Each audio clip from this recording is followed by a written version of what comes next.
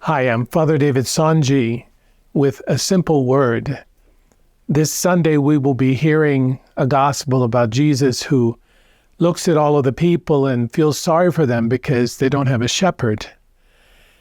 This image of shepherd really is there in our first reading from Exodus, where Moses says to the people on behalf of God, "Therefore, if you hearken to my voice and keep my covenant, you shall be my special possession, dearer to me than all other people."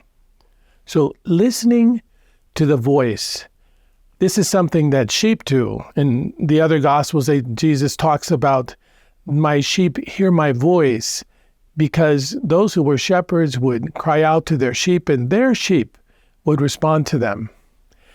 God in this reading is saying to the people, you are the ones I want to speak to. He says, you shall be my special possession, dearer to me than all other people. Then in our responsorial psalm, we're going to hear, we are his people, the sheep of his flock. So this tradition of being those who listen to God, who are the sheep of his flock, goes back to the time of the people of Israel. And Jesus uses this image because it's important for him that the people know that he wants to speak to them. He wants to care for them. He looked at them and said, you're troubled and abandoned, people who don't hear a voice. This heart of Jesus is something we celebrate in this whole month of June, the Sacred Heart of Jesus.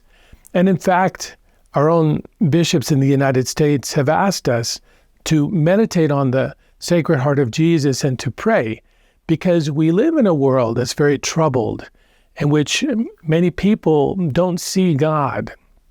And we believe that God has not abandoned us, but rather God is speaking to us.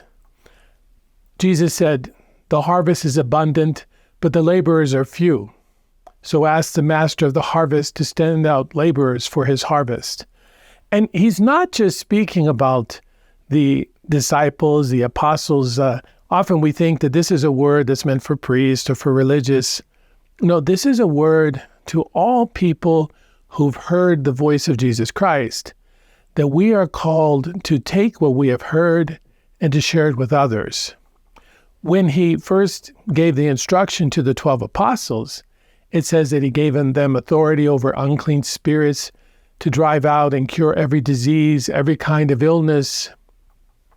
And many of us are quite attracted to this. We think it would be so good if God would just take care of the problems, take care of the disease, the evil in the world today. But how do they do this? Jesus says, go to the lost sheep of the house of Israel and proclaim, the kingdom of heaven is at hand. This is the most important thing that we should cling to in the church today, is that the kingdom of heaven is at hand, that we listen to the voice of God who cares for us. It's so difficult in our world today to remember that God is with us, because often we're looking for something more. We're looking for some type of solution to a problem. But God is with us, speaking to us.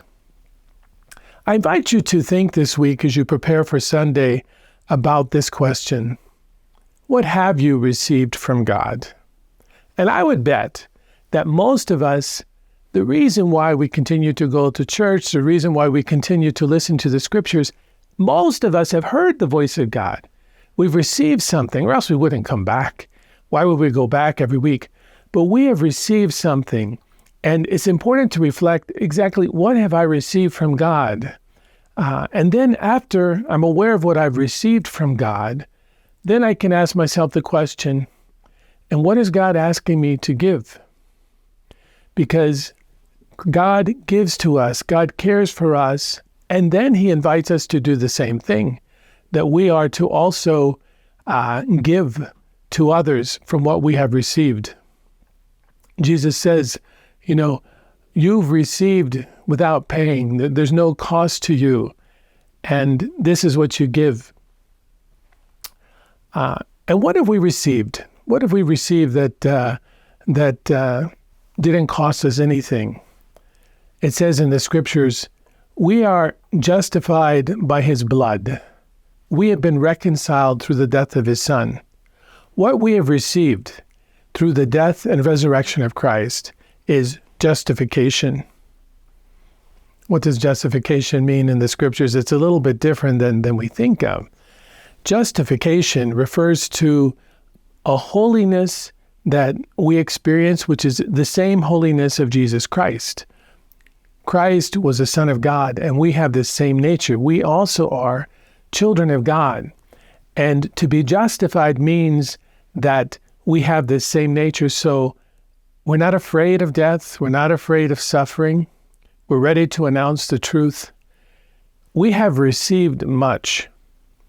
So this Sunday, when you hear the scripture of Jesus, who's looking down on the people and feels sorry for them because there's no one to lead them, no one to announce to them the good news, remember that you have heard the voice of God, that you are the sheep of his flock, and ask God to give you the courage to, like Jesus, go forth and announce his same good news to other people. What we need in the world today are people who are willing to share what they have received, which is this justification that comes only through Christ. We are happy, we are holy only because Jesus Christ dwells in us. So I pray that you have a wonderful celebration this Sunday. If you liked this presentation, please like us or sign up for us. Thank you.